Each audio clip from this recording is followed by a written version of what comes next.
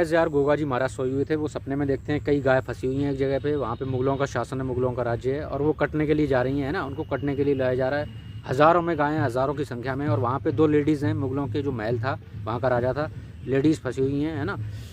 जब उनकी आँख खुलती है तो माँ को अपनी सारी बात बताते हैं और तो पूछते हैं ज़ोर दे के, तो माँ बताती हैं हाँ बचपन में मेरी दो बहनें थीं, उनको मतलब उनको मुग़ल शासक ले गया था अगवा करके, है ना।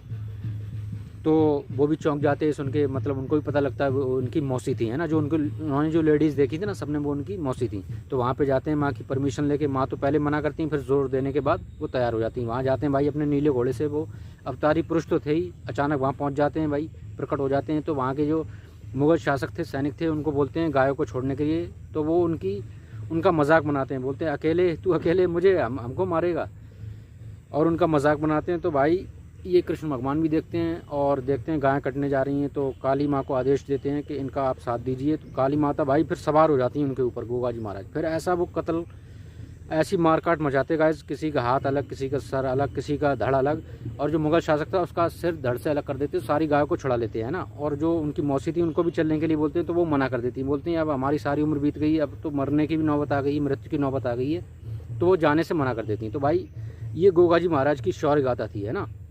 अवतारी पुरुष थे गोगा जी महाराज।